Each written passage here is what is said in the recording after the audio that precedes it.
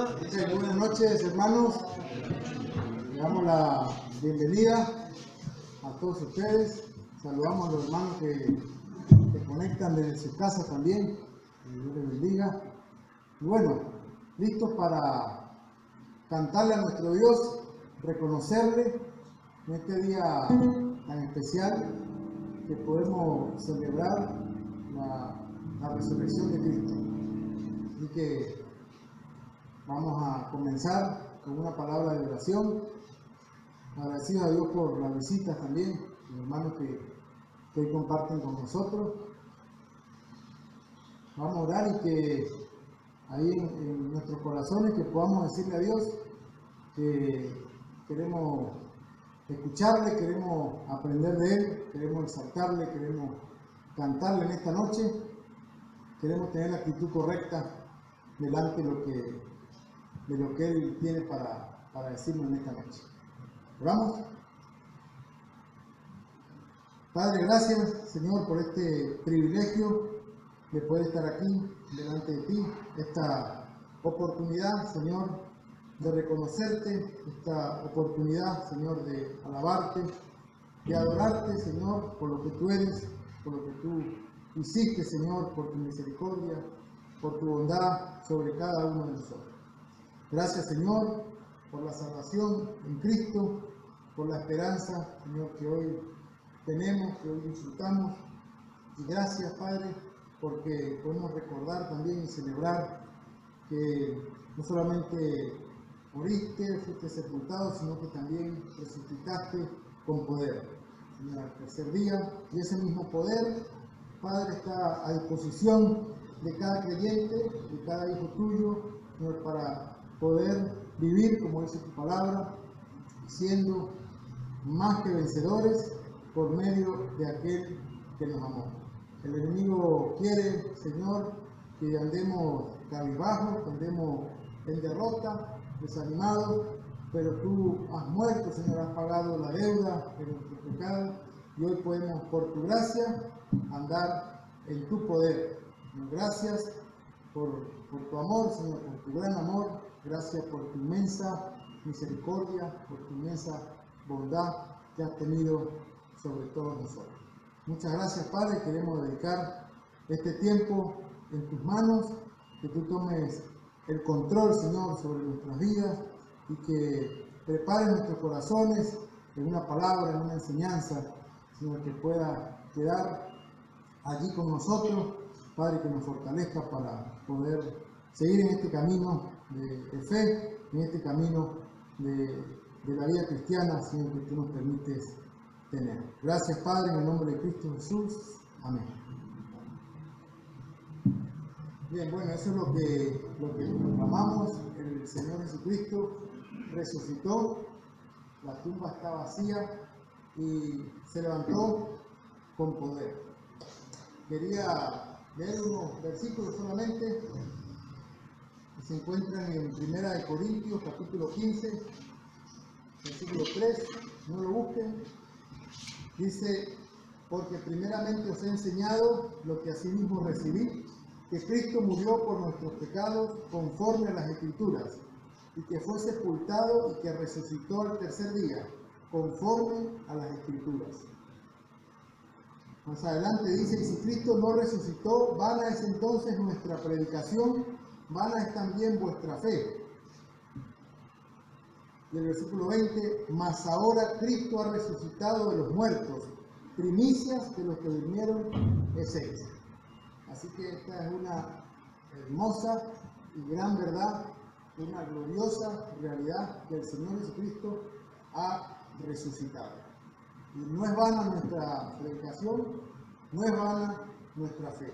Así que le damos gracias a Él por eso, le adoramos y le exaltamos a través de los cantos en esta noche. Voy a invitarles a cantar un coro, el coro número 95.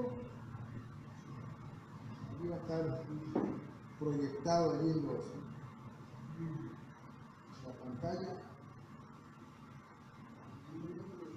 que dice: es por tu amor, ahí lo pueden leer, yo tengo tu perdón, y es por tu amor que puedo descansar en ti. Por tu poder que todo se estremece. Puedo ver tu mano en mí.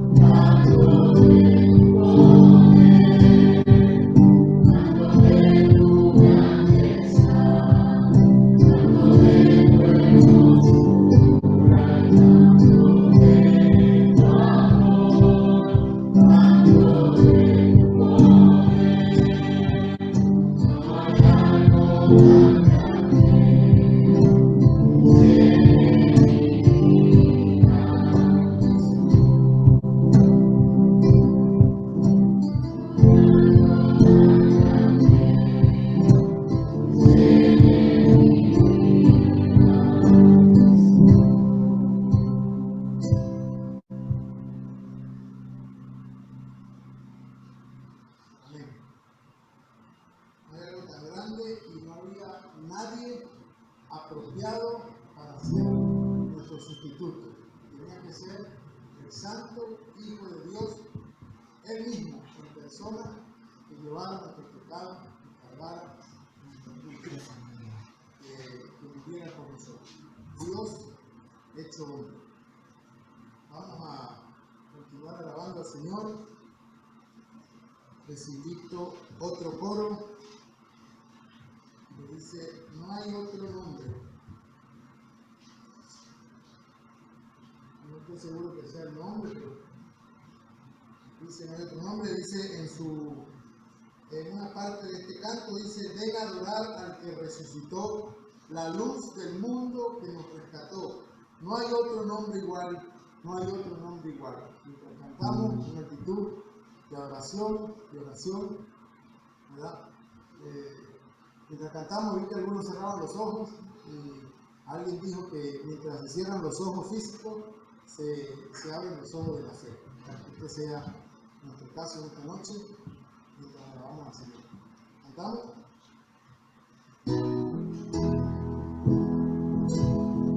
Ven a adorar al que resucitó.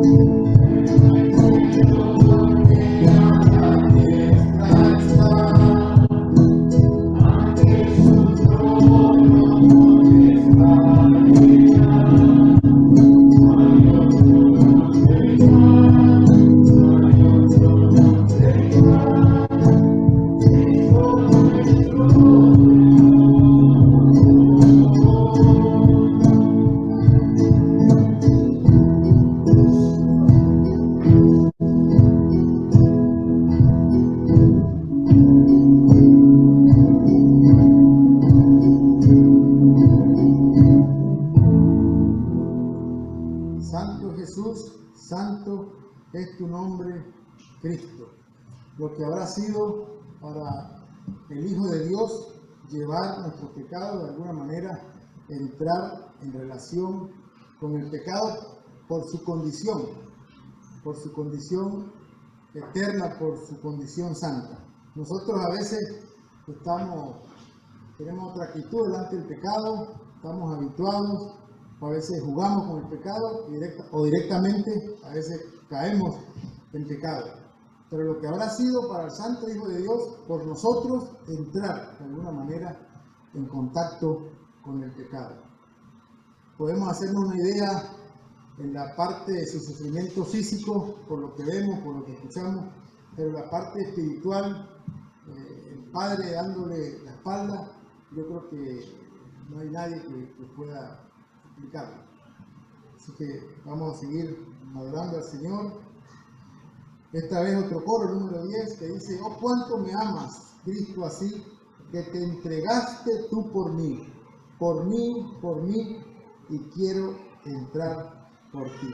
Aún la puerta abierta está. El Señor Jesucristo dijo: yo soy la puerta, el que por mí entrare será salvo. Así que la puerta aún abierta está.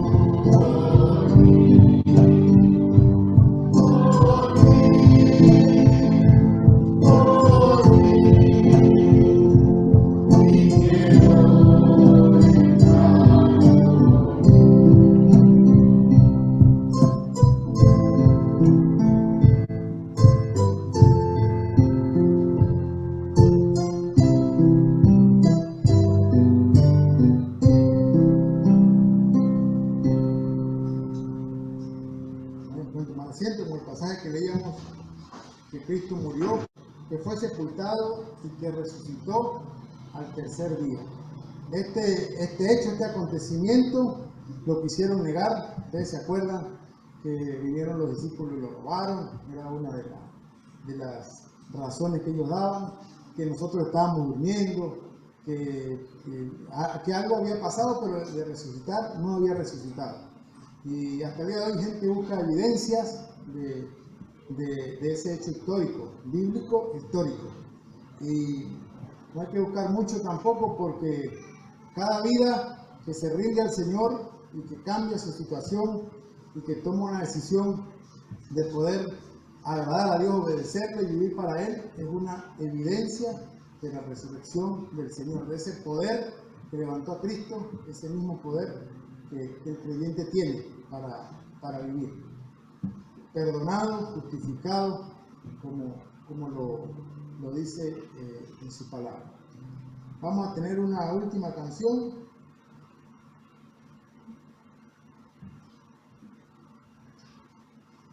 El 114, que dice: fui hecho justo sin merecerlo, toda mi culpa ya quitada fue, toda mi deuda quedó saldada en la persona del Cordero Inmortal. Vamos a hacerlo un poquito diferente, a ver qué les parece. La segunda estrofa la van a cantar solo las mujeres, yo les voy a indicar en el momento, y la tercera estrofa solo los hombres, y en el coro cantamos todos juntos. ¿Está bien? Yo lo voy a decir, no se vayan a apurar. Puesto de pie, la última canción, antes de que siga nuestro hermano Mario, que tiene la responsabilidad de enseñar la palabra de Dios.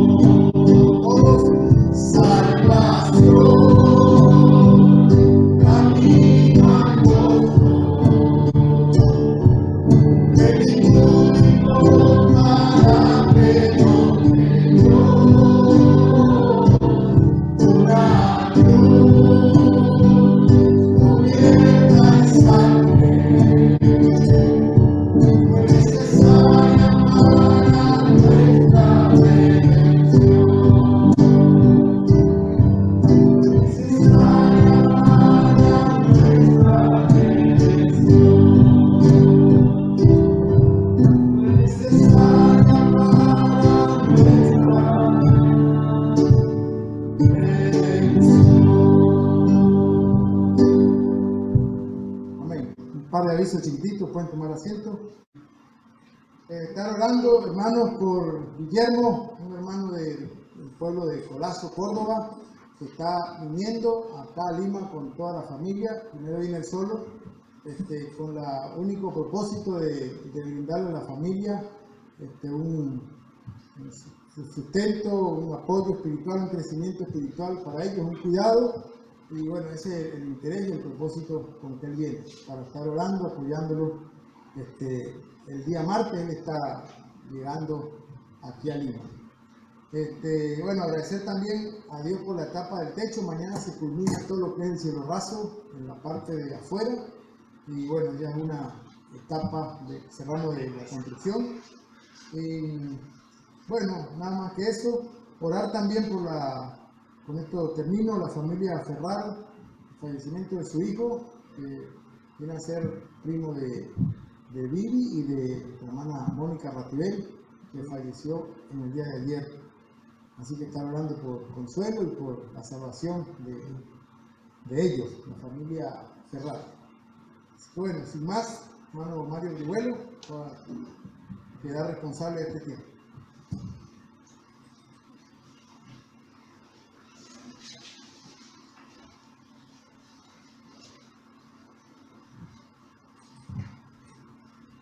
Muy bien, buenas noches, hermanos. Bueno, parece que el domingo nos ha caído pesado, ¿eh? Buenas noches. Ahí está, muy bien. Vamos en esta noche a poder continuar con el estudio que Nachi comenzó el domingo pasado. Así que permítanme que la mueva acá. Y vamos a estar continuando con el tema de la cruz, y todo lo que implica esta temática que Nachi comenzó el domingo pasado, perdón. Y antes de poder introducirnos en el estudio, me gustaría que podamos analizar un poquito, ver un poquito algunos detalles, cómo vamos a manejarnos entre hoy y el domingo que viene. Hoy vamos a estar mirando un tema sumamente importante, interesante, dentro de las Escrituras, que tiene que ver con la sombra de la cruz en el Antiguo Testamento y terminar en el Nuevo Testamento. Y el próximo domingo vamos a estar observando un poquito la gloria de la cruz. Y vamos a analizar un poquito la cruz en la historia, no solamente en la historia del Nuevo Testamento, sino también en la historia post-iglesia y en diferentes épocas, cómo la iglesia fue considerando la cruz como un símbolo, otras veces como un signo. Vamos a ver la diferencia entre símbolo y signo, para poder entender un poquito qué es la cruz hoy en la actualidad. Así que tenemos mucho por estudiar, para aprender, para poder principalmente entender qué significa para nosotros la cruz, principalmente en los tiempos de hoy. Vamos a tener una palabra de oración. Y preparen su Biblia porque vamos a usar mucho la Biblia, vamos a observar. Simplemente no me mire a mí porque yo no soy una persona de ojo celeste, rubio y alto, así que no tiene mucho que mirar. Pero sí miren la Biblia, miren el texto, así que les voy a pedir que cada texto que vayamos leyendo, les voy a pedir que lo observen, porque vamos a ver detalles sumamente interesantes para poder llevarnos a nuestra casa hoy algo sumamente fundamental, que son las Escrituras, la voz de Dios y lo que Dios quiere de cada uno de nosotros. Así que vamos a tener una palabra de oración. Oramos. Señor, queremos en esta noche darte las gracias por la oportunidad que tenemos de poder abrir tu palabra con libertad. Y queremos también agradecerte porque podemos reunirnos, Señor. Pero queremos en esta noche estar atentos a tu palabra para que tú nos hables. Mira a nuestro corazón. Examina por medio de tu palabra lo que pasa en nuestras vidas. Ayúdanos, Señor, a superar situaciones, a poder también entender situaciones que nos rodean. Y que sea tu palabra la que nos guíe, la que nos dé sabiduría en el temor de Dios, para poder hacer tu voluntad. Queremos, Señor, pedirte que nos hables, que seas tú el centro de esta reunión, y de esta charla, de esta conversación. En el nombre de Cristo Jesús. Amén. Muy bien. Nos encontramos en un problema bastante complicado en la actualidad en relación con la proclama de la Iglesia. Hay una enorme diferencia entre la cruz, entre la doctrina y el Evangelio. Son tres cosas que son sumamente fundamentales y que están alineadas una de la otra. Pareciera que en algunas iglesias la cruz es simplemente un símbolo que se coloca en la pared Y no pasa más de eso. Hoy cada uno, usted puede ver en internet diferentes congregaciones que tienen su culto online y vas a ver una cruz, pero simplemente es un símbolo, no es un signo, no tiene nada que ver con los que viven dentro de la congregación. A veces la cruz que aparece dentro de los salones no tiene ningún tipo de relación con la palabra de Dios abierta. Pareciera simplemente que la cruz pasa a ser nada más que parte de la estructura, del decorado, de la parafernalia del culto, pero realmente no significa nada para los creyentes. Para algunas personas la cruz es simplemente algo que llevan colgado en la parte de su pecho, en los autos, y la cruz tiene un significado casi abstracto para los cristianos. Cuando en un momento de la historia la cruz tenía un significado sumamente profundo. Si usted mira un poco la arqueología, va a encontrar en Roma y en diferentes lugares en Turquía y en diferentes partes del Oriente que la cruz fue tallada en las piedras porque los cristianos se identificaban con la cruz en el lugar donde vivían. Y los que llegaban a ese lugar identificaban que en ese lugar habían vivido cristianos porque la cruz estaba tallada. Quiere decir entonces que la cruz tiene una implícita responsabilidad de llevar a cargo en sí misma todo lo que tiene que ver con lo doctrinal. La cruz, cuando vemos la cruz, vemos un compósito de cosas dentro de ella. Una cantidad de situaciones que hay alrededor de ella que no solamente tienen que ver con el que murió, sino también con lo que significó alrededor de la persona que murió. Podemos también hablar de que la cruz es el Evangelio. Y decimos que eso es el Evangelio y que la cruz está implícita allí en el Evangelio, propiamente dicho, y que el Evangelio es la cruz y que la cruz es el Evangelio. Sería, si decimos de esta manera, un mensaje totalmente, prácticamente plasmado en un símbolo o en un signo, como le quieran llamar. Pero en realidad es mucho más que eso. Pero cuando hablamos de la cruz, tenemos que hablar de una cantidad de cosas como el que Ignacio hablaba el otro día, porque si podemos simplificar qué es la cruz, bueno, es lo que sucedió en los evangelios. En la cruz murió alguien por nosotros, por usted y por mí. Así que tendríamos que en este momento dirimir todas las dudas que podamos llegar a tener sobre la cruz. Pero permítanme, si posible, por favor, ir al Antiguo Testamento y empezar a ver las sombras que hay de la cruz en el Antiguo Testamento. Porque a través de todo este pasillo que vamos a recorrer, vamos a entender lo que sucedió allí, en ese lugar. Lo que sucedió en la cruz. Vamos a tratar en primer lugar de poder entender un poquito algunas implicaciones doctrinales, para poder entender un poquito qué es lo que vamos a estar hablando principalmente con respecto a la cruz. Lo que tenemos que entender, pero en primer lugar, que la cruz, por sobre todas las cosas, el Antiguo Testamento, por sobre todas las cosas, anticipa la cruz. El Antiguo Testamento lo que va a hacer, en pocas palabras, va a anticipar la cruz. Ahora, claro, nosotros decimos la cruz es anticipada en el Antiguo Testamento y eso no cabe la menor duda, pero ¿cómo lo explicamos? ¿Cómo lo enfrentamos? ¿Cómo lo exponemos para decir, bueno, cómo la cruz es anticipada en el Antiguo Testamento? También, en cierto modo, la cruz es preparada en el Antiguo Testamento. Todo lo que pasa en la cruz del Calvario es preparado en el Antiguo Testamento. ¿De qué manera, de qué forma es lo que vamos a tratar de poder comprender en esta noche? También tenemos que decir que el Antiguo Testamento lo que va a hacer es va a proponer la cruz como el único lugar donde Dios y el hombre se pueden encontrar, pero por sobre todas las cosas es un lugar donde usted y yo somos tratados, donde usted y yo somos tratados por Dios. Es el lugar que Dios estableció para que yo sea tratado allí. Bueno, esto es, en pocas palabras lo digo a propósito, porque es una frase romántica. Cuando hablamos de la cruz, nosotros somos muy existencialistas. Y llevamos la cruz para el lado del romanticismo. Y lloramos, y nos emocionamos, y la dibujamos en la parte del costadito de la Biblia, en los cuadernos. Y le ponemos, fue por mí. Pero a la hora de poder explicar, entender lo que sucedió allí, nos quedamos cortos, porque no podemos entender o comprender con claridad lo que allí sucede. Por eso les quiero pedir permiso para hacer algunas implicaciones doctrinales de poder entender qué pasó allí en ese lugar. Vayan conmigo, por favor, al Antiguo Testamento y vamos a poder entender por sobre todas las cosas que la historia nos hace ver algo sumamente importante. Y entiéndase bien el término que acabo de usar, el término historia. Porque lamentablemente cuando vamos al libro de Génesis, la modernidad, la alta crítica, le llama al libro de Génesis y principalmente los primeros capítulos el mito. El mito. Cuando en realidad la Escritura nos plantea de que esa es la historia, nuestra historia, la historia de la humanidad. El Génesis registra el principio de todas las cosas. En el principio creó Dios los cielos y la tierra. Entonces nos va a definir el principio de la humanidad. Cómo las cosas comenzaron y qué es lo que Dios creó todo a un estado de perfección y santidad donde Él podía manifestarse abiertamente porque había un estado de perfección. Todo lo que Dios había hecho era bueno en gran manera, dice el texto bíblico.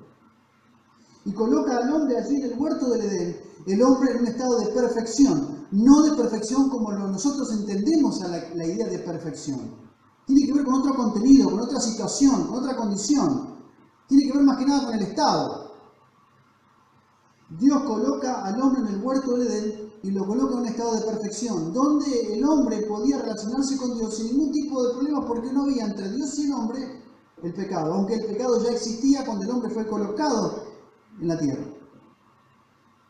El primer pecado fue cometido en el universo por un ángel, por un ser creado por Dios, que se resistió a la persona de Dios y se rebeló directamente frente a él. Estamos hablando de Lucifer y usted puede leerlo en el libro de Ezequiel capítulo 28 y luego también lo puede leer en el libro de Isaías capítulo 14. El pecado ya existía cuando el hombre fue colocado en el huerto del Edén. Pero por sobre todas las cosas, el pecado irrumpió en la relación entre Dios y el hombre y ahí comienza el gran problema, la gran situación que nos genera a usted y a mí un problema en el texto bíblico. Y aparece en escena el pecado. El pecado como algo misterioso, como algo que Dios en su absoluta soberanía lo permite, no sabemos por qué, porque cuando hablamos del pecado y de la existencia del pecado o del pecado en la vida del hombre, no llegamos a comprender por qué Dios lo permitió. Sin embargo, algún propósito debe tener y que lo sabremos seguramente cuando estemos allí en la eternidad. Porque el pecado trae el mal. Y a la hora de preguntarnos por qué existe el mal, nos queda un signo de interrogación sin respuesta. Hay una serie de situaciones en las Escrituras que no tienen respuesta. No es porque Dios no la tenga, sino porque Dios no ha querido revelarla. Y frente a esa situación tenemos que someternos al silencio.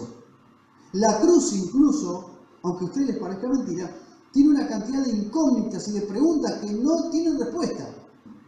¿Cómo puede ser que en ese lugar el santo Dios entregara a su Hijo por nosotros, pecadores viles e insignificantes? ¿Cómo puede ser? Sin embargo, la cruz es una parte real en la historia que existió y que se planteó y que se estableció como casi prácticamente como división de la historia, pero que en realidad fue el lugar donde Dios trató con la humanidad. Permítame dar una definición con respecto al pecado. El pecado es injuria contra el carácter santo de Dios. Es una injuria. Es una injuria contra el carácter de Dios.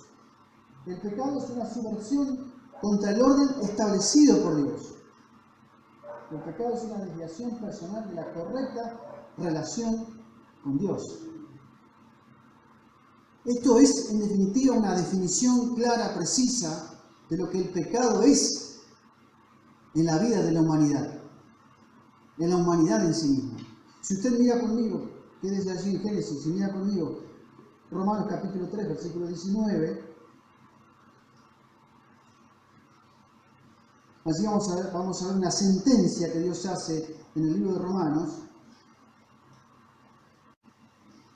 Dice el pasaje, pero sabemos que todo lo que la ley dice, lo dice a los que están bajo la ley, para que toda boca se cierre y todo el mundo quede bajo el juicio de Dios. Y todo el mundo quede bajo el juicio de Dios. Dios determinó que todo quedara bajo pecado. Es una sentencia de Dios. Cuando el hombre se revela contra Dios y es una injuria, es una subversión, es una desviación, Dios indudablemente sentenció a toda la humanidad bajo pecado. Pero también no solamente tiene que ver con el pecado en sí mismo, sino la doctrina tiene alrededor de sí misma otra cuestión. En el huerto del Edén peca un individuo, pero todo ese pecado es trasladado, transmitido a toda la humanidad, y es lo que dentro de la estructura doctrinal se llama la imputación del pecado. ¿Qué significa la imputación del pecado? ¿Qué es esa palabra rara que aparece en la Escritura? Que tiene que ver, que aparece, que es muy tratada por el apóstol Pablo en Romanos capítulo 5 y en el capítulo 7.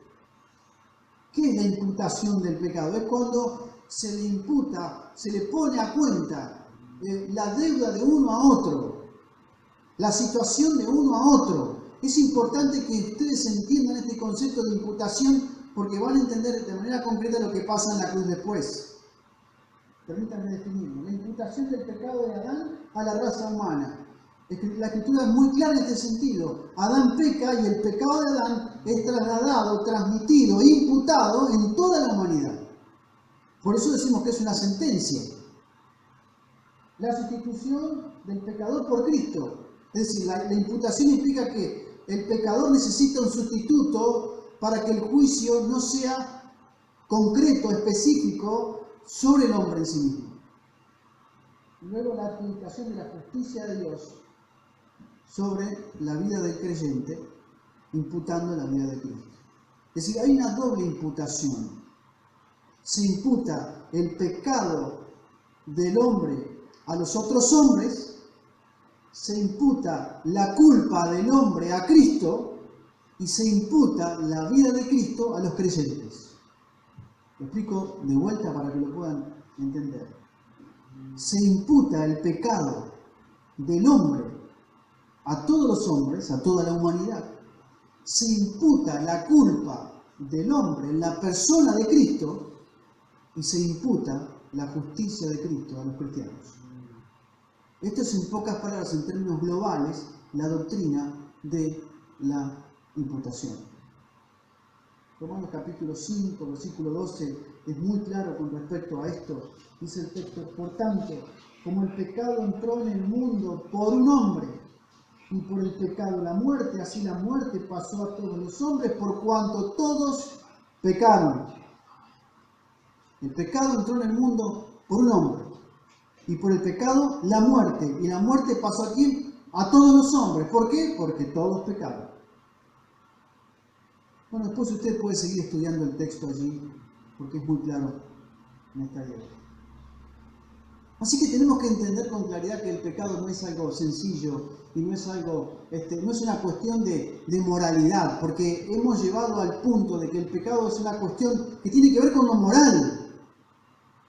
Y el pecado no tiene que ver con lo moral, tiene que ver con el estado, tiene que ver con la condición y la situación del individuo delante de Dios. No se trata de moralidad y de amoralidad, de ética y no ética, tiene que ver con una condición, una situación delante de Dios. Esto, cuando hablamos del pecado de esta manera, automáticamente cualquier audiencia, cualquier iglesia, cualquier condición se divide en dos partes, entre liberales y conservadores.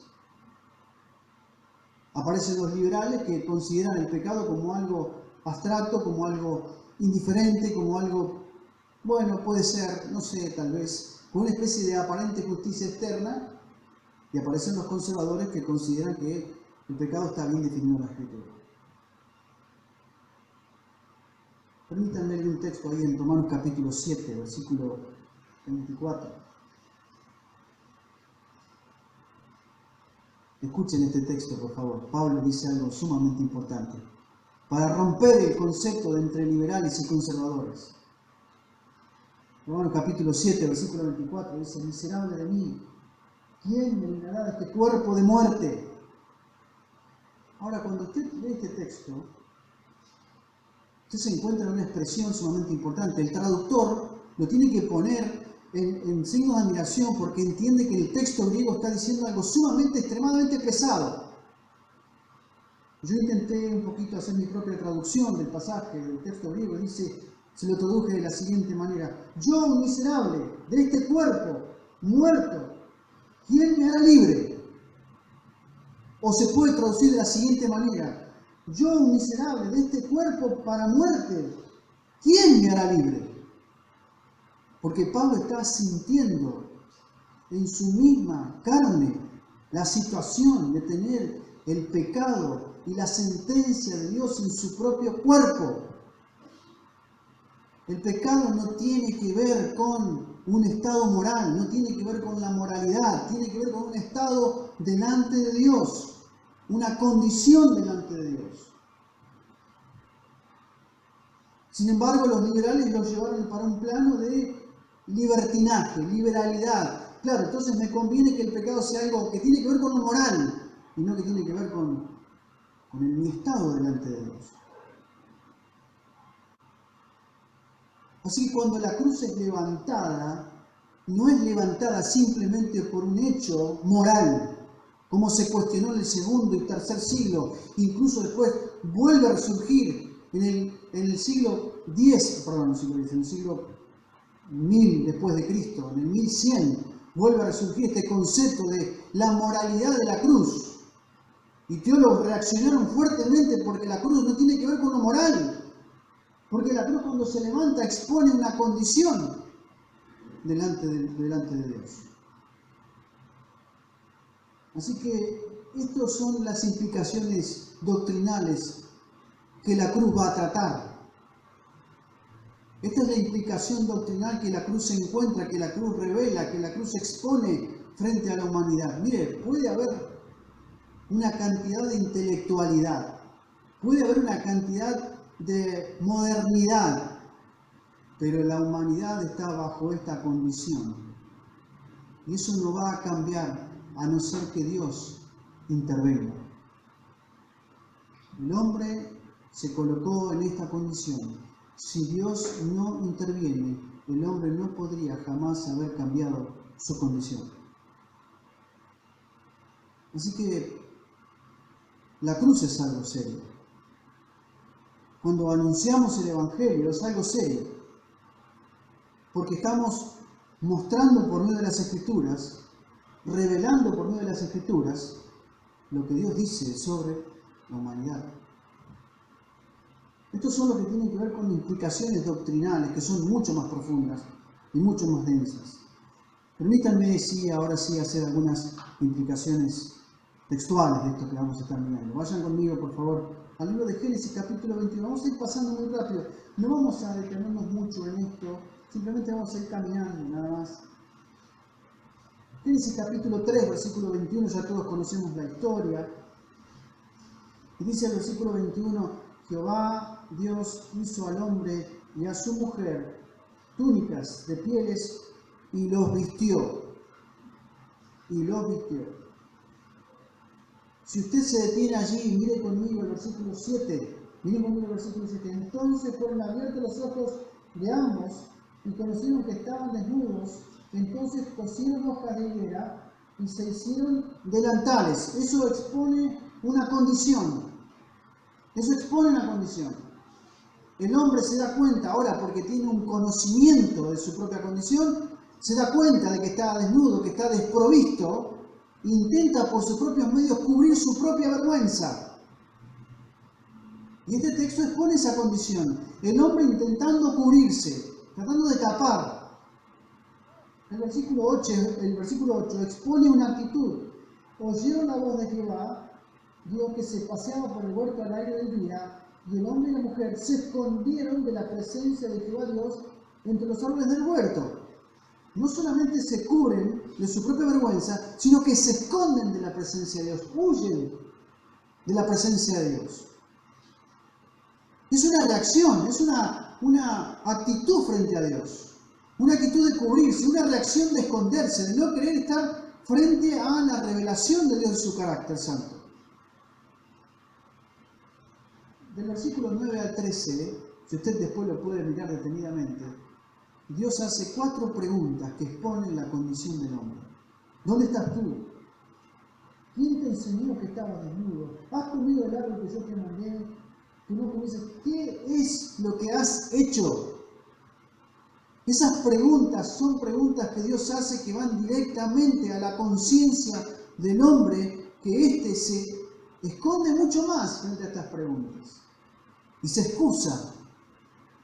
No se hace responsable de su propia condición y de su propia actitud. Se excusa: la mujer que me diste, la serpiente me engañó y yo comí. El versículo 21 que hemos leído expone una intervención.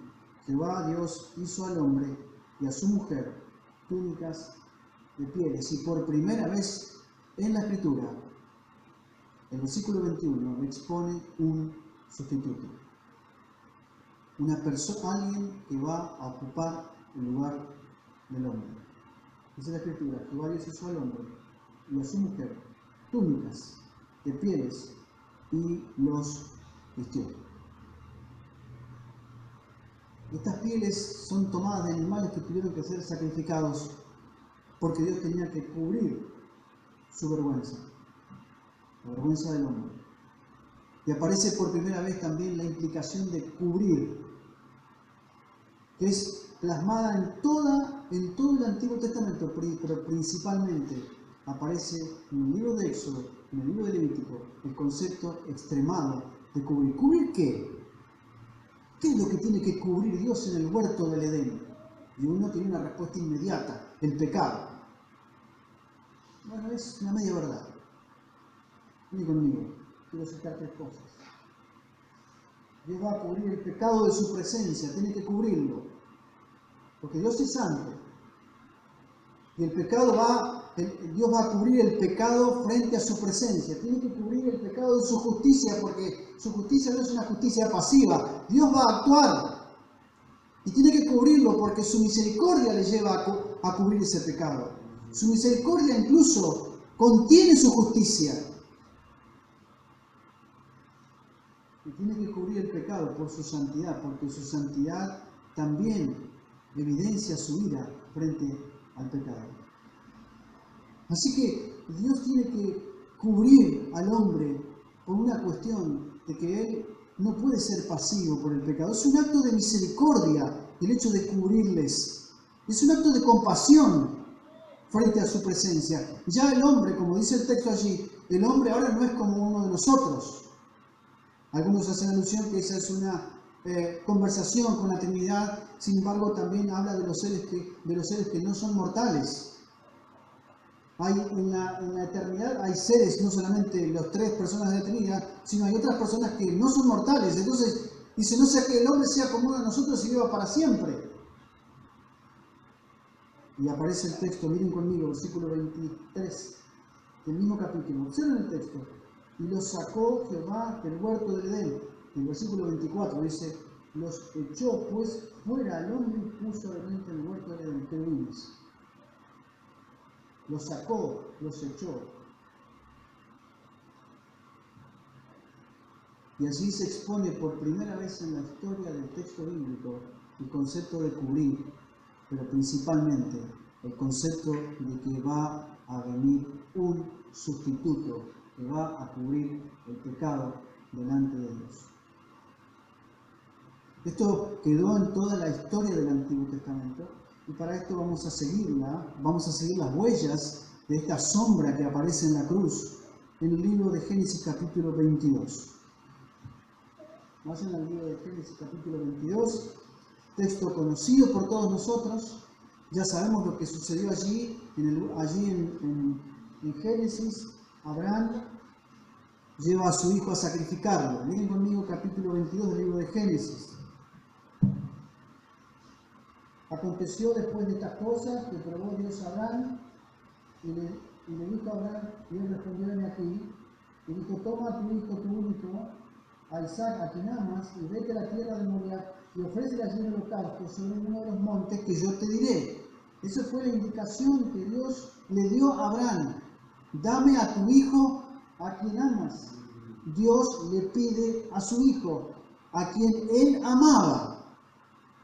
Pero también dice el texto, fíjense, observen allí: vete a la tierra de Moriah y ofrécelo a la tierra de Moriah y ofrécelo allí en holocausto sobre uno de los montes que yo te diré. Dios le indica el sacrificio, porque dice: ofrécelo en holocausto. Ahora, Cuando uno ve esa palabra se consterna, así como tiene que llevar a su hijo, tiene que colocarlo sobre el altar, tiene que cortarle el cuello, tiene que prender el fuego y quemarlo en forma completa. Muy parecido a lo que uno quiere hacer a veces con los hijos, ¿no? Más o menos. Pero esto era lo que Abraham tenía que hacer. Tenía que abrir el cuello de su hijo y dejar que su hijo se desangrara para agradar a Dios. Tenía que quemar su cuerpo de forma completa para agradar a Dios. Cuando uno ve a este Dios de la Biblia, uno entra en conflicto, es decir, ¿cómo un Dios santo y misericordioso puede pedir la vida de un hijo? Pero también Dios da el lugar donde tenía que ofrecer el sacrificio. Dice el texto, observen allí, vete a la tierra de Moria y ofrécelo allí en el holocausto sobre uno de los montes que yo te digo. Cuando uno va a Israel, uno va llegando y encuentra el monte Moriah, el monte Sión y el monte de los Olivos, 3 montes. En el medio es allí donde él tenía que ofrecer, donde hoy se levanta la mezquita, allí era donde él tenía que ofrecer a su hijo. Y comienzan a caminar hacia ese lugar y el texto sigue diciendo, observen conmigo allí, el versículo 8, después dice, versículo 7, entonces habló Isaac a Abraham, su padre, le dijo, Padre mío, y él respondió, heme aquí, mi hijo, y él le dijo, he aquí el fuego y la leña, ¿dónde está el cordero para el holocausto? Y él respondió a Abraham, Dios se proveerá de cordero para el holocausto, hijo mío. E iban juntos. Y observe el texto, por favor. Dice lo siguiente, respondió Abraham, Dios se proveerá de cordero para el holocausto. No dice Dios proveerá cordero, Dios se proveerá de cordero.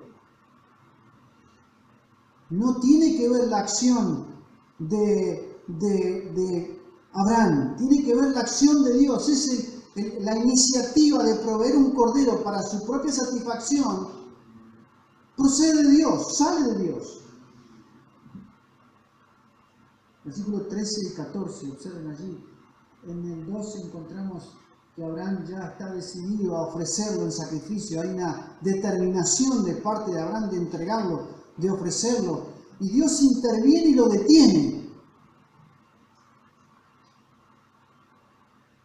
Pero permítanme detener un poquito en el versículo 8, algunas cosas que tenía anotadas aquí para observar el versículo 8. Dice, Dios se proveerá de cordero. Para Abraham su hijo era un sustituto que le haría justicia, porque Dios le estaba pidiendo a su hijo que lo entregue en holocausto por él. Entonces en ese momento el hijo de Abraham se transforma en un sustituto para que le haga justicia a su padre. Para Dios, su hijo hace justicia al padre poniéndole como receptor de su ira santa. Para Dios, su hijo, el hijo de Dios, hace justicia al Padre, poniéndose como receptor de su ira santa. Es decir, cuando Cristo ocupa nuestro lugar, Él se coloca como nuestro sustituto para recibir la ira de su Padre sobre Él. En Abraham esperaba un sustituto para salvar la vida de su hijo de la muerte.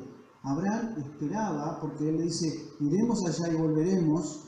Abraham esperaba que Dios proveyera un sustituto. ¿Para qué? Para librar a su hijo de la muerte. Dios pone un sustituto para salvar al hombre de la muerte. Así que lo que está allí en el Génesis capítulo 22 es un mensaje extremadamente extraordinario. Porque mire el versículo 12 y 13, ahora sí, 13 y 14. Entonces Abraham alzó sus ojos y miró, y aquí a sus espaldas un carnero trabado en un zarzal por sus cuernos. Y fue Abraham y tomó el carnero y lo ofreció allí en holocausto en lugar de su hijo. Lo ofreció en lugar de su hijo. Hay allí un animal que es provisto. Dios provee. Llama la atención de Abraham Dios y le identifica un cordero, un sustituto. Hay un animal que es un sustituto, no solamente hay un animal que es provisto, hay un animal que es sustituto. Hay un lugar donde será provisto un sustituto, porque este texto se transforma de manera automática en una profecía a cumplir. Porque dice el texto, observen allí, y llamó Abraham el nombre de aquel lugar, Jehová proveerá, porque se dice hasta hoy, o porque se dice hoy, en el monte de Jehová será provisto. En el monte de Jehová será provisto. Cuando usted no tenga dinero en su billetera, no mire este texto, porque ese texto no está diciendo eso. Ese texto está, Jehová proveerá significa que Él un día iba a proveer un sustituto en un lugar determinado. Dios determina un sustituto y Dios determina un lugar. Un lugar. Vean conmigo, por favor, otro pasaje. En el libro de Éxodo, capítulo 12, por favor. Ya vamos armando un poquito el cuadro de todo lo que venimos observando. En Éxodo, capítulo 12, tenemos lo que se llama la Pascua, la primer Pascua que aparece por primera vez en la historia, la institución de la Pascua, en un contexto de esclavitud, de opresión, de agonía, de dolor, de poca esperanza. El pueblo de Dios había perdido la esperanza, habían estado 400 años en Israel, en Egipto. Ya ni siquiera tenían la esperanza de que Dios se acordara de ellos. Cuando viene Moisés y le revela todo lo que Dios iba a hacer, Moisés entra en conflicto con el pueblo porque ya no tenían una idea de lo que Dios iba a hacer con ellos. Y Dios interviene directamente en los asuntos de Israel para librarles de ese poder opresor como Egipto. Instituye la Pascua, el famoso Pesach, que después vamos a ver qué significa, porque hay una distorsión a veces muy marcada, pensando de que la Pascua es pasar al otro lado, haciendo énfasis en el cruce del Mar Rojo. Eso no es la Pascua es otra cosa, que es lo que vamos a ver hoy, lo que vamos a ver ahora. Observen conmigo, por favor, el versículo 12 y 13. Vamos a ver ya, hoy en la mañana Víctor explicó muy bien, así que me ahorró el trabajo también, así que no voy a explicar mucho, ya está bien explicado. Pero miren que dice que habló a Moisés y Aarón en la tierra de Egipto, diciendo, este mes será primero de los meses para vosotros, será este mes primero entre los meses del año. Hablad a toda la congregación de Israel en el 10 de este mes. Tómese cada uno un cordero según la familia de los padres, un cordero de familia. Mas si la familia fuese tan pequeña para que baste para comer el cordero, entonces él y su vecino de inmediato a su casa tomarán uno según de las personas, conforme al comer de cada hombre haréis cuenta sobre el cordero. Bueno, y después explica que tenían que reunirse, tenían que inmolarlo, tenían que sacrificarlo y tenían que poner sobre el dintel, sobre el marco de la puerta, la sangre del cordero sacrificado. Sencillamente es esta la idea. Era tomar un cordero, seleccionarlo, que no tuviera ninguna imperfección, observarlo detenidamente, a ver si era apto para el sacrificio. Tenía que ser menos de un año, sacrificarlo, derramar su sangre, tomar la sangre sobre un depósito, tomar una especie de ramas y marcar con la sangre sobre el marco de la puerta. Pero había que creer eso que Dios había instituido. Y observen así detenidamente el texto. El versículo 12 dice, pues yo pasaré aquella noche por la tierra de Egipto y heriré a todo primogénito en la tierra de Egipto, así de los hombres como de las bestias. Ejecutaré mis juicios de todos los dioses de Egipto, yo Jehová, y la sangre os será por señal en las cabezas donde vosotros estéis, y veré la sangre y pasaré sobre vosotros, y no habrá en vosotros plaga de mortandad cuando hiera la tierra de Egipto. Sencillamente el Pesach significa eso, significa Dios pasando. El texto hebreo hace alusión a al hecho de correr. Se menciona a un heridor, alguien que pasa, pero en realidad el que pasa en esa noche y ve en el dintel de cada puerta la sangre del Cordero es el mismo Dios, porque Él dice, yo pasaré. Versículo 12, ejecutaré y veré la sangre y pasaré. Y luego dice el texto, el versículo 23, porque Jehová pasará hiriendo a los egipcios. Es el mismo Dios. Es el mismo Dios que hace justicia. Es el mismo Dios que acepta la sangre del Cordero, porque es el mismo Dios que instituyó la sangre del Cordero. Es el mismo Dios que da instrucciones de que tenía que haber un sustituto. Este evento de la Pascua exhibe la justicia de Dios. Porque Dios es justo y su justicia va en contra de aquellos opresores. Exhibe la soberanía de Dios porque trae muerte sobre aquellos que no creen y trae salvación sobre aquellos que creen. Exhibe la misericordia de Dios. Porque todos, tanto los judíos como los egipcios, tenían que morir porque Dios había sido ofendido y sin embargo Dios decide solamente aplicar justicia sobre algunos y no sobre todos. Exhibe la santidad de Dios porque Dios no es pasivo frente al pecado evidenciado. Así que hemos visto en Génesis el primer sustituto que Dios instituye.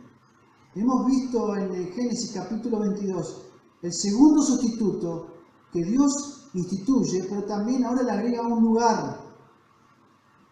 Luego ahora vemos otra imagen, otra idea de un sustituto y lo es establecido como memorial para recordar de que Dios es el que pasa y de que Dios es el que ejecuta su juicio sobre esa situación.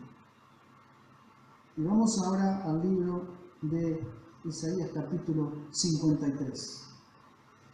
Texto extremadamente conocido.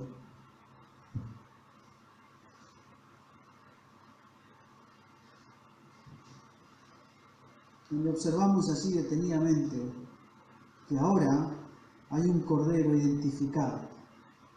Este texto del libro de Isaías es muy complejo porque es muy dirimido y muy discutido en la actualidad porque los judíos no aceptan bajo ningún punto de vista que se refiera al cordero profetizado, porque obviamente en el texto anterior habla de mi siervo Israel y ellos lo tipifican como el sufrimiento histórico del pueblo judío. Sin embargo, cuando estudiamos la profecía vemos que esta tiene dos caras, tiene una cara principal inmediata, un cumplimiento inmediato, una enseñanza inmediata y la damos vuelta y tiene una implicancia que va mucho más allá de la realidad que le rodea. Cuando uno estudia las profecías tiene que entender esta realidad. Habla de una realidad histórica inmediata, pero también dentro de esa realidad histórica hay una situación futura que está mucho más allá del evento histórico en sí. Dios está revelando, mostrando algo a través de un evento profético. Y aquí entonces Isaías está escribiendo sobre este cordero profetizado. Observen allí el pasaje. Vamos a analizar un poquito el texto del capítulo. Versículo 5 dice lo siguiente: mas él herido fue por nuestras rebeliones. El versículo 4 dice: ciertamente él llevó nuestras enfermedades, sufrió nuestros dolores, y nosotros estuvimos por herido de Dios, por abatido. Mas él herido fue por nuestras rebeliones, molido por nuestros pecados. El castigo de nuestra paz fue sobre él, y por sus llagas fuimos curados. Dice el versículo 6: todos nosotros nos descarriamos como ovejas, cada cual se apartó por su camino, mas Jehová cargó en él el pecado de todos nosotros. Es la primera vez en el Antiguo Testamento donde el sustituto es colocado de forma directa, diciendo: este sustituto llevó nuestro pecado, Jehová cargó, echó, tiró sobre él nuestros pecados.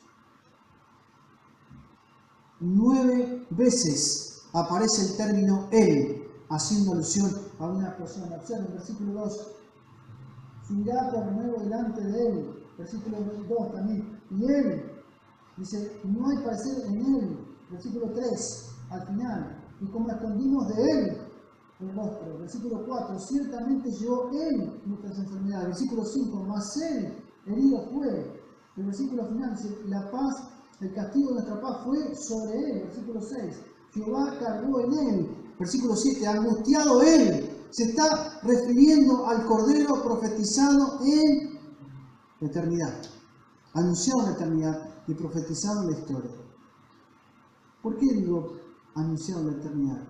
Porque 1 Pedro dice que es un Cordero destinado desde antes de la fundación del mundo. Un Cordero destinado desde antes de la fundación del mundo. Significa entonces que nuestra situación y nuestro problema y nuestra condición se tocó en la eternidad y se reveló, se amplió, se mostró la situación y la condición nuestra en la eternidad. Y Dios en su absoluta soberanía, en su profunda misericordia y amor y compasión por vos y por mí, decidió actuar, porque era imposible que nosotros pudiéramos hacer algo contra nosotros. Cuando el hombre intentó cubrirse, no pudo. Si Dios no lo hubiera hecho, no se podría haber cubierto. Este Cordero es profetizado. Y cuando vamos al libro de Juan, capítulo 1, versículo 29, Juan ve y dice, he aquí el Cordero de Dios, que quita el pecado del mundo. Y Juan da una nueva implicancia. Porque todo el pueblo judío sabía que el Cordero cubría el pecado. Que el Cordero pascual, que el Cordero de Levítico capítulo 17, del día de expiación, el Cordero cubría para que Dios conteniera su misericordia y su gracia y su compasión. Pero ahora aparece un Cordero que quita el pecado del mundo. El versículo 36 del capítulo 1 de Juan dice que después Juan lo contemplaba de lejos y le decía a sus padres, a sus allegados, he ahí el Cordero de Dios que quita el pecado del mundo. 2 veces lo reitero. Quiere decir entonces que tenemos que entender una absoluta verdad en relación con este sustituto que tenemos ahora en nuestras manos. Hemos puesto sobre la mesa una situación, una condición. Hemos visto que Dios interviene, hemos visto que Dios actúa, hemos visto que Dios toma la iniciativa y que la iniciativa que toma el hombre simplemente es para degradación, es para pecado y para esconderse de Dios. Revela una condición, toma una acción, toma una actitud contraria a lo que Dios es. Y como es un fracaso constante, Dios tiene que actuar, Dios tiene que intervenir.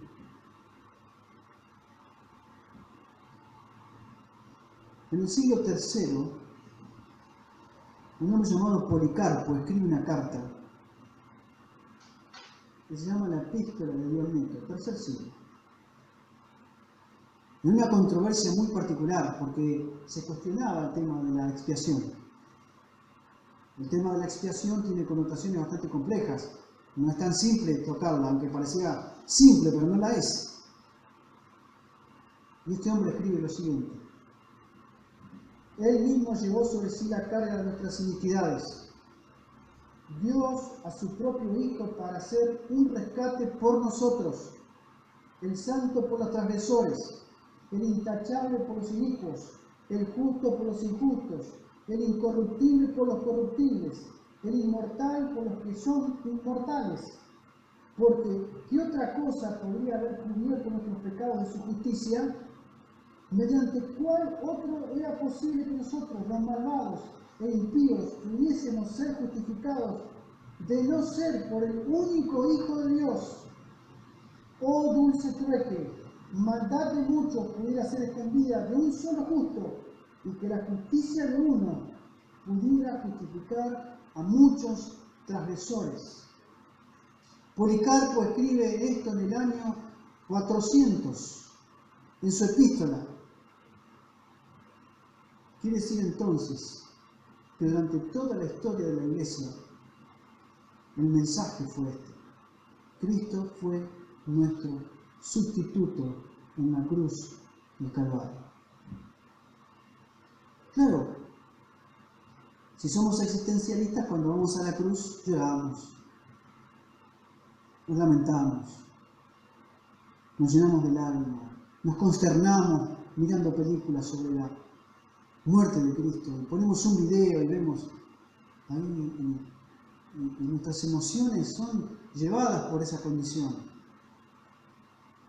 Pero hay una canción muy antigua que dice: emocionados, pero no cambiados. Nos emocionamos constantemente, somos tremendamente emocionales, pero la doctrina nos hace ver una realidad, y esta es la realidad. Cristo fue y es nuestro sustituto. Ahora la pregunta de millones, que lo hice a propósito, el término en forma de pasado: fue nuestro sustituto. Sigue siendo en nuestra vida cristiana diaria nuestro sustituto, que es lo que vamos a ver después. Así que hemos visto entonces Génesis por un lado, capítulo 1, hemos visto Génesis capítulo 22, hemos visto Éxodo capítulo 12, hemos visto Isaías 53, donde hemos visto la sombra de la cruz mostrando ese cordero que iba a ser un sustituto en algún momento de la historia del hombre. Abran sus Biblias conmigo, por favor. Vamos a detenernos en un análisis de un texto. En el libro de 1 de Pedro, capítulo 2. Vamos a ver simplemente, ya para ir finalizando, algunos principios para llevarnos en esta noche. Hay tanto por ver en la cruz, tanto, que no terminaríamos más. 1 de Pedro, capítulo 2. Vamos a ver del 21 en adelante. Pues para esto fuisteis llamados, porque también Cristo padeció por nosotros, dejándonos ejemplos, o ejemplo para que sigáis sus pisadas. Y cuando hizo pecado, ni se halló engaño en su boca. ¿Quién? Cuando le maldecían, no respondía con maldición. Cuando padecía, no amenazaba, sino que encomendaba la causa a que juzga justamente. Fíjense lo que dice el siguiente texto: quien llevó él mismo nuestros pecados en su cuerpo sobre el madero, para que nosotros, estando muertos a los pecados, vivamos a la justicia, y por cuya vida fuisteis sanados.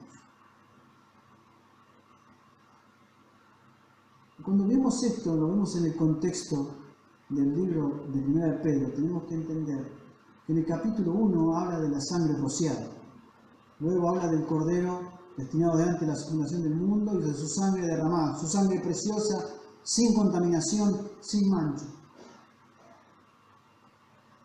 Quiere decir entonces que el autor tiene en mente la idea judía de lo que significa esta idea del cordero. Tenemos que ser muy claros cuando estudiamos la Biblia. Cuando hablamos de Hebreos, Santiago, 1 y 2 de Pedro, tenemos que entender que son cartas judío-cristianas y que hay una mentalidad judía allí. Está muy claro en toda la Escritura.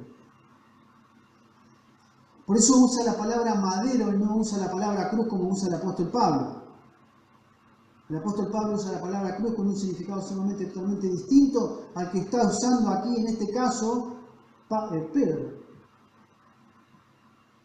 Y dice el texto: quien llevó él mismo nuestros pecados en su cuerpo. Cuando uno estudia el texto griego, se da cuenta de que hay algunas situaciones muy distintas. Entonces uno podría poner el texto de la siguiente manera: quien llevó él mismo nuestros pecados. O podríamos poner: quien llevó él mismo nuestros pecados en su cuerpo. Podríamos ponerlo de dos maneras, pero sería una frase incompleta, una oración incompleta. Porque para la idea de llevar, uno tiene que determinar dónde va a llevar esas cosas. Y el texto dice: quien llevó él mismo nuestros pecados en su cuerpo. Pero la idea también es condicionada por lo que viene hablando del Antiguo Testamento, y es lo que vamos a tratar de aclarar ahora.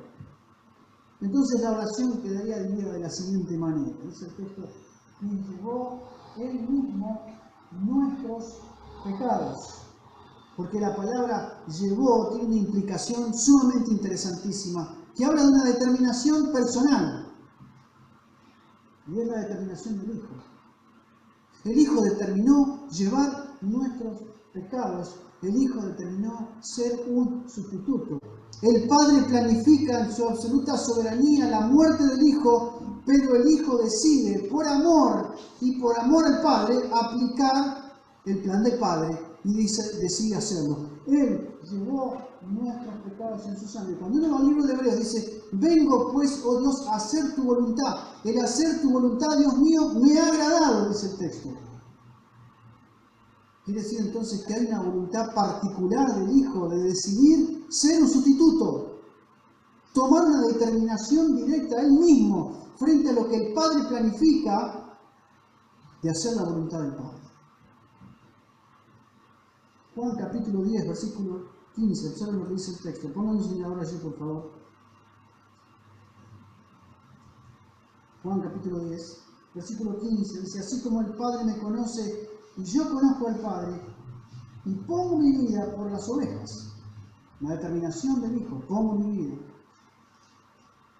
Versículo 17, observen lo que dice el texto. También tengo otras ovejas que no son de este redil, aquellas también debo traer y oirán mi voz y habrá un rebaño y un pastor. Versículo 17, por eso me ama el Padre, porque yo pongo mi vida para volverla a tomar. Fíjense, en este texto, en el versículo 17, hay una expresión pasiva del Padre. Por eso me ama el Padre. El Padre contempla lo que el Hijo hace y lo ama. Pero dice el texto, porque yo pongo mi vida para volverla a tomar. Así como el Padre en su soberanía planifica y envía, el Hijo también en su soberanía decide venir y en su soberanía decide también resucitar. Porque dice el texto, pongo mi vida, ¿para qué? Para volverla a tomar. Capítulo 7 del libro de Hebreos, observen allí el texto. Capítulo 7, rápido, del libro de Hebreos, 7, 27. Dice el versículo 26, porque tal sumo sacerdote nos convenía, santo, inocente, sin mancha, apartado de los pecadores y hecho más sublime de los cielos, que no tiene necesidad cada día como aquellos sumos sacerdotes de ofrecer primero sacrificios por sus propios pecados y luego por los del pueblo, porque esto lo hizo una vez y para siempre, ofreciéndose a sí mismo. Ofreciéndose a sí mismo. Capítulo 10, versículo 10 del libro de Hebreos dice, en esa voluntad, dice el texto, el capítulo 10 de Hebreos, versículo 10, en esa voluntad somos santificados. Es la determinación de Cristo. Es la decisión de Él de hacer su voluntad. Nachi describía el domingo pasado el evento de Getsemaní. Durante toda la historia de la redención, el Padre tuvo el protagonismo. Es el que planificó, es el que preparó, es el que ejecutó. Y en el Getsemaní, el Padre se puso a un costado. Durante todos los eventos de Cristo en la historia, en los evangelios, el Padre confirma la obra del Hijo y la persona del Hijo. Se bautiza y dice, este es mi Hijo amado, en Él tengo complacencia, a Él oír. Hay una transfiguración donde Él se compromete frente al Padre a restaurar su gloria, allí en el monte de la transfiguración. Y le dice a sus discípulos, este es mi Hijo amado, a Él oír. Y la nube confirma la gloria del Hijo, y la gloria del Hijo confirma la gloria del Padre. Entonces allí está la Trinidad unida en la tierra, manifestando la gloria de Dios. Pero en el Getsemaní esto quedó totalmente oscuro. El Padre se pone a un costado, el Hijo queda totalmente abandonado.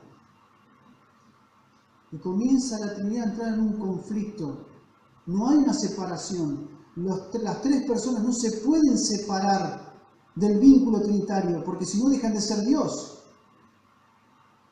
Simplemente en ese evento en el cual Cristo estaba arrodillado, siendo por primera vez en la historia el sustituto absoluto del hombre, sintiendo la humanidad, la limitación y el pecado en su cuerpo. Nuestro pecado en su cuerpo clama de la profundidad de su ser: mi alma está muy triste hasta la muerte. El texto dice: comenzó a angustiarse y a entristecerse en gran manera, en cumplimiento de lo que dijo Isaías: angustiado él y afligido, no abrió su boca. El Cristo, desde que fue tomado por los soldados hasta que es clavado en la cruz del Calvario, le llevó una profunda tristeza y agonía, y en la cruz del Calvario llegó a decir: Dios mío, ¿por qué me has desamparado? Porque el Padre en ese preciso momento cargó tu pecado y el mío en su Hijo. Mire, hermano, yo no sé qué ve usted, pero yo quiero que usted se ponga a pensar un poco en esta noche. ¿Hay algo de justicia en tu vida que te haga pensar que sos justo y que podés superar un poco al Hijo de Dios? Pablo lo aclara muy bien en el capítulo 3 de Romanos. ¿Dónde está vuestra jactancia? Queda excluida.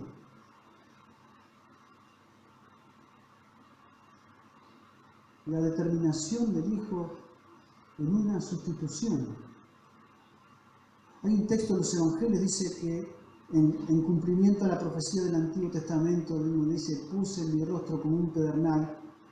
Creo que en el Evangelio de Lucas dice: cuando llegó la hora del cumplimiento del tiempo, afirmó su rostro para ir a Jerusalén, y allí fue. Una determinación del Hijo de Dios.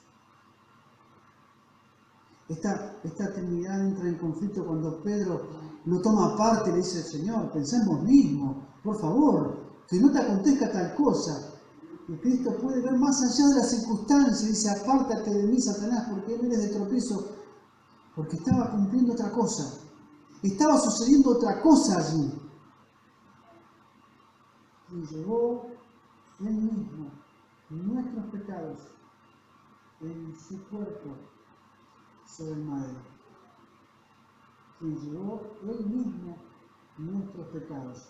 Una determinación. Atanasio, otro escritor de la Iglesia antigua, en su libro El Verbo de Dios, escribe lo siguiente: antes el mundo, siendo culpable, se halla bajo la condenación de la ley, pero ahora el Verbo de Dios ha tomado sobre sí mismo el juicio, y habiendo sufrido en el cuerpo por todos, ha conseguido la salvación para todos. Así que esto tiene que quebrarnos, nos tiene que humillar, nos tiene que poner en una línea correcta en la relación con Dios. Pero el texto sigue diciendo: quien llevó él mismo nuestros pecados en su cuerpo sobre el madero. Dice el texto: quien llevó él mismo nuestros pecados en su cuerpo sobre el madero. En su cuerpo sobre el madero. Miren conmigo Hebreos capítulo 10 ya para ir terminando. Hebreos capítulo 10, versículo 5. Por lo cual, entrando en el mundo, dice: sacrificio y ofrenda no quisiste, mas me preparaste cuerpo. Versículo 10. En esa voluntad somos santificados mediante la ofrenda del cuerpo de Jesucristo. Versículo 12. Pero Cristo, habiendo ofrecido una vez y para siempre un solo sacrificio por los pecados, se ha sentado a la diestra de Dios. Dice: pero Cristo, habiendo ofrecido una vez para siempre un solo sacrificio. Segunda de Corintios capítulo 5, versículo 21 dice: el que no conoció pecado por nosotros, lo hizo pecado para que fuésemos hechos justicia de Dios en él. Si usted mira el libro de los Hechos, va a encontrar lo siguiente. En Hechos capítulo 5, versículo 30 dice que el cuerpo de Cristo fue colgado en un madero. Hechos capítulo 13, versículo 29 dice que ese cuerpo fue quitado del madero. En Gálatas capítulo 13, versículo 13, dice que ese cuerpo fue maldito en un madero. El texto griego es muy claro cuando hace referencia a la cruz. Muchas veces cuando se refiere al término madero, el término es zulon, haciendo referencia a un madero, a una madera de la pata de una mesa, a la madera de un árbol.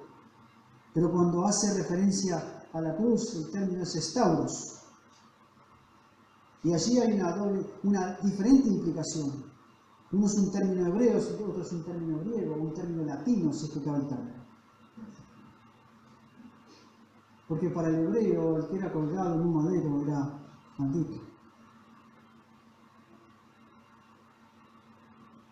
Quiere decir entonces que el texto dice allí, en su cuerpo sobre el madero. Allí en la cruz del Calvario fue colgado Jesucristo por usted y por mí, para llevar nuestro pecado, para ocupar nuestro lugar, pero principalmente para glorificar a Dios. Principalmente este fue el objetivo prioritario, fundamental, esencial, sustancial, central de la cruz. Es esa condición que se genera en el huerto del Edén, porque el pecado está ahí en la presencia de Dios y tiene que ser tratado. Y Dios interviene y da una sombra de lo que había de venir, porque no solamente Dios estableció un sustituto, sino que también estableció un lugar y estableció también una forma. Estableció un sustituto, Jesucristo, un lugar, la cruz, en el monte Moriah, anunciado en Génesis capítulo 22. Si usted puede algún día ir a Israel, usted se va a dar cuenta que a pocos metros donde Cristo fue crucificado, hay un lugar llamado Valle de Hinnom, que es el lugar donde la basura era tirada y donde los idólatras tenían orgías todo el tiempo, donde se quemaban cuerpos humanos, donde el mismo Salomón se corrompió de manera tremenda frente al templo que él mismo construyó. Allí el cuerpo de Cristo iba a ser sacado y iba a ser tirado. Sin embargo, por medio de Simón de Cirene, el cuerpo es tomado y puesto en una tumba cerca ahí, y allí es sepultado.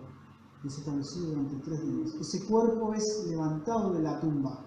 Ese cuerpo después asciende y ese cuerpo se sienta a la diestra de Dios. Ese cuerpo un día se va a levantar y va a venir a buscar a los suyos y va a reinar por 1000 años. Y ese cuerpo un día, nuevamente en la eternidad, va a ocupar el lugar que le corresponde, porque la restauración de todas las cosas comenzó en la cruz del Calvario. La restauración de todas las cosas fue anunciada en la transfiguración. La restauración de todas las cosas comenzó en la cruz del Calvario y terminará cuando un día el Hijo, el sustituto, entregue al Padre el dominio de todas las cosas que el hombre perdió. Esto, mis estimados hermanos, es la cruz del Calvario.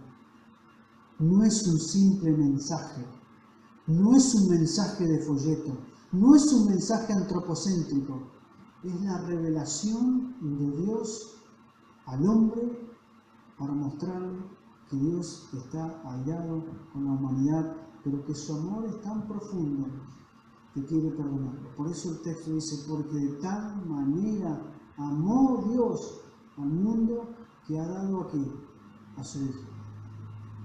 Y el texto anterior dice, nadie subió al cielo, sino que el Hijo del Hombre descendió del cielo.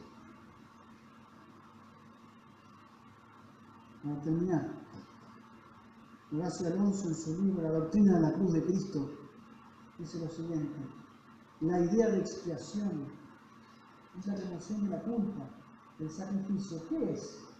El sacrificio es la provisión por lo cual esta culpabilidad es removida, quitada.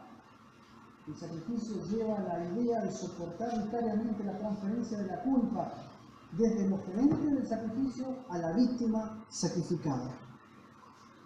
Horacio Alonso dice que cuando Dios te perdonó, quitó tu culpa de tu conciencia, que es lo que plantea el libro de Hebreos, y transfiere esa culpa a su hijo.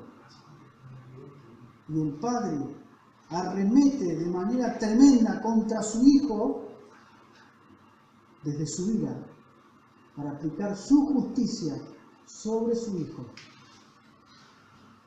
Por vos y por mí. Por eso el texto dice que Él llevó el mismo y nuestros pecados en su cuerpo sobre el madero, para que nosotros, miren lo que dice el texto, hermano, observen allí, estando, tiempo indicativo presente, estando. En el texto griego se llamaría como un gerundio, constantemente, estando, muertos al pecado. ¿Cuál es la exhortación? Vivamos a la justicia, y por cuya herida fuiste sanado. Sería bueno hacer un estudio de esta idea de sanado porque es una implicación hebrea. El autor, cuando escribe esto, está pensando en el texto que vimos anteriormente, en Isaías 53. La exhortación de este texto es: vivamos a la justicia. Ahora, libres en Cristo, podemos vivir a la justicia, podemos vivir la justicia de Dios. Como dice Romanos capítulo 4, entregado para nuestra justificación. Fue entregado para nuestra justificación. Claro, ahora la vida justa de Cristo, la vida santa de Cristo, por la obra de Él en la cruz, es imputada a nosotros. Y podemos vivir una vida en santidad, y podemos vivir una vida que agrade a Dios por la obra de Cristo. Yo no sé qué es lo que uno puede llegar a pensar de uno mismo. Yo no sé qué uno puede llegar a pensar en la cabeza sobre sí mismo cuando uno se mira en el espejo y se cree algo. El mismo apóstol Pablo lo exclama: yo, un miserable, mi cuerpo, una miseria caminando, yo. Cuando uno ve estas cosas en las Escrituras, no tiene otra cosa más que arrodillarse y glorificar a Dios.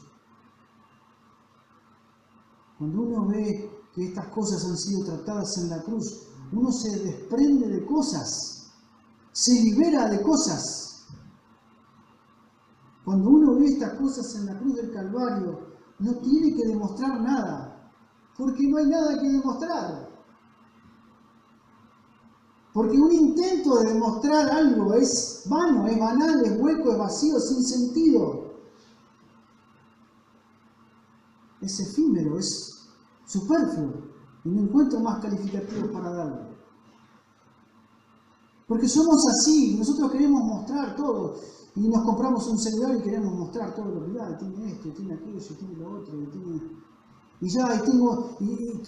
estamos todo el tiempo vendiéndonos, demostrándonos todo el tiempo. Queremos demostrar y lo hacemos colectivamente. Y estamos todo el tiempo, sí, porque yo soy esto, aquello y lo otro, y mi papá y mi tío, como los chicos, ¿viste? Mi papá es policía, porque el mío es bombero. Ah, pero mi papá, el otro, tengo un ejemplo. Los chicos son así. Y nosotros, con años de cristianos y de creyentes, seguimos siendo niños, demostrando y queriendo demostrar. Y cuando uno ve esto, dice: ¿qué voy a demostrar si soy un cadáver caminando? ¿Qué tengo que demostrar? ¿Qué voy a demostrar si soy un pordiosero con ropas viles, como dice el texto de Isaías? Nuestras justicias son como trapo de inmundicia. Por eso los cristianos entendieron el sentido correcto de la cruz en la antigüedad, porque se ponían aparte y se desprendían de todo lo que tenían, porque se consideraban miserables. Por eso Pablo en Romanos capítulo, por ahí dando vuelta al texto, no recuerdo en este momento, dice: nadie tenga el más alto concepto de sí que el que debe tener, sino que piense de sí con qué, con cordura. Hermano, si la cruz no te quebranta, entonces tenés que tratar tu vida con Dios. si la cruz no tiene el efecto que tuvo con aquel soldado que vio todo, que vio al hijo gritar, que vio al hijo sentir el abandono y que allí cuando clava la espada y ve toda la manifestación de Dios en la creación después de que su hijo dijo consumado es, ahora el Padre vuelve a tomar protagonismo y los sepulcros se abren y el velo se rasga de arriba hacia abajo y hay una serie de acontecimientos donde el Padre da manifestaciones de su situación frente a la humanidad. El soldado ve el templo abierto, ve al crucificado clavado y dice, verdaderamente este era aquel, un hombre justo. Si la cruz no tiene ese efecto que tuvo en ese soldado en tu vida, tenemos un problema.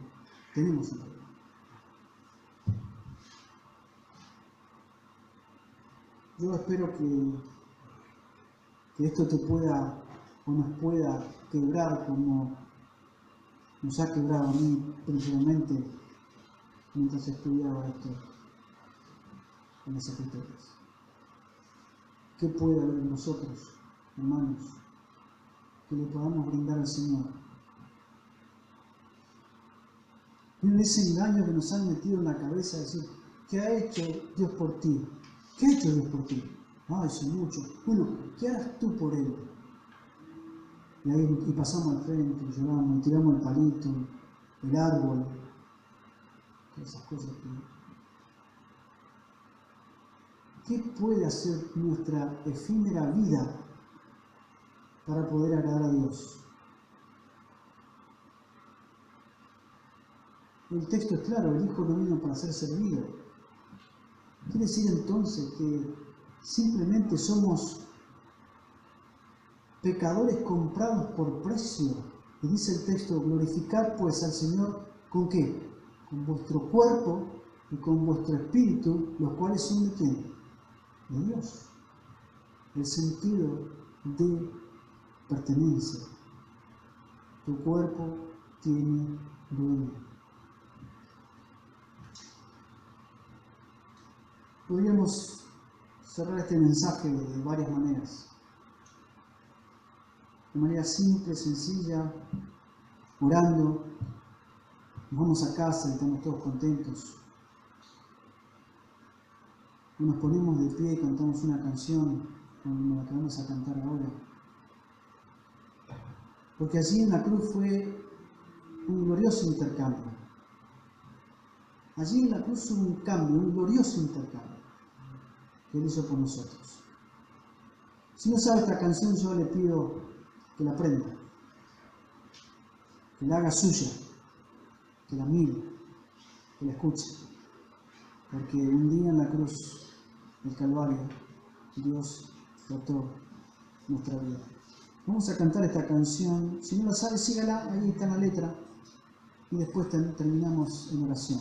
Nos ponemos de pie para cantar esta canción y después oramos para terminar.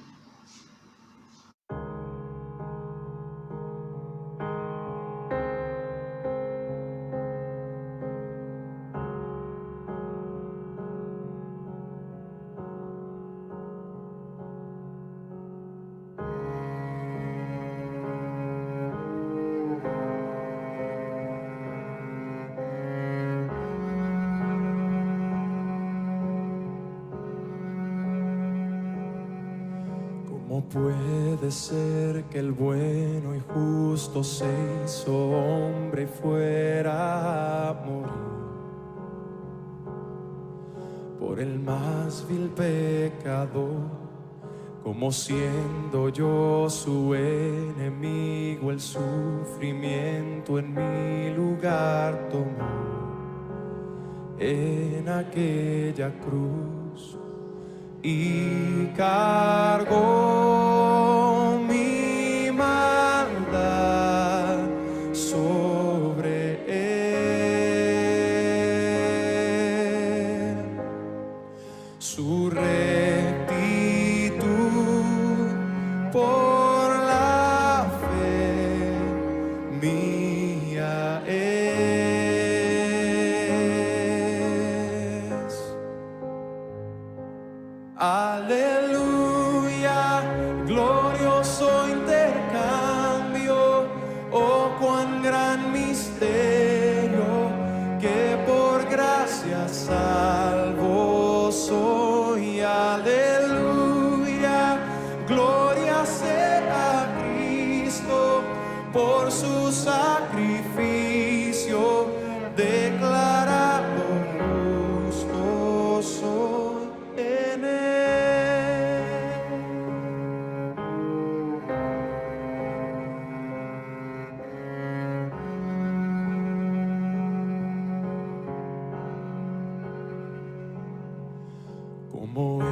posible que en Jesús como a su Hijo Él me recibió. Y su nombre llevo hoy, su perfecta vida de obediencia al Padre, al yo creer, Él me otorgó y perdón me dio, pues cargó mi maldad sobre Él.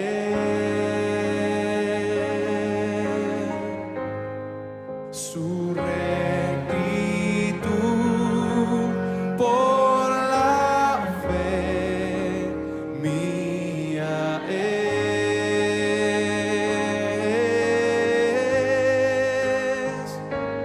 Aleluya,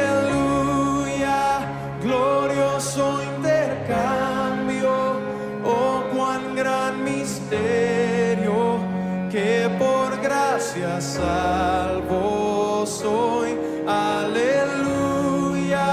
gloria sea a Cristo por su sacrificio, declarado justo soy. Aleluya, glorioso intercambio, oh cuán gran misterio, que por gracia salvo soy.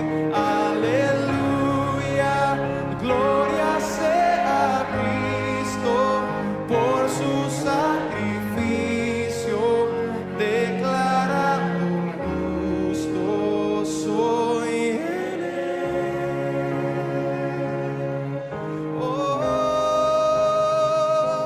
Oh, declarado justo soy en Él.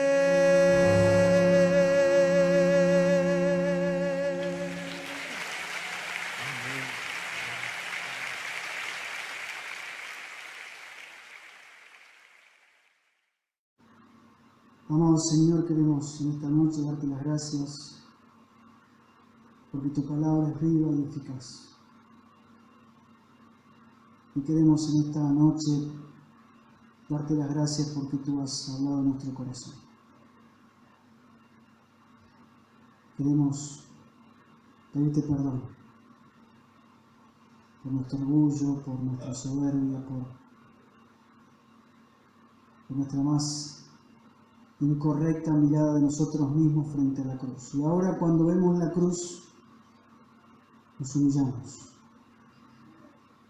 y te reconocemos como nuestro Señor y te honramos. Te queremos agradecer por tu amado Hijo, a quien tú has amado desde la eternidad y lo has entregado por amor de nosotros. Te queremos agradecer, Señor, porque es un amor que no entendemos. Nuestra mente finita, nuestra insignificancia, no entiende. Pero dependemos de ti y de tu palabra para poder ser iluminados por ellas. Y darte la gloria, y darte la alabanza, el reconocimiento, la adoración, la magnificencia, porque tú eres nuestro Dios soberano. Te honramos y te damos la gloria en el nombre de nuestro Señor Jesucristo. Amén. Hermanos, gracias por su tiempo, pueden tomar asiento.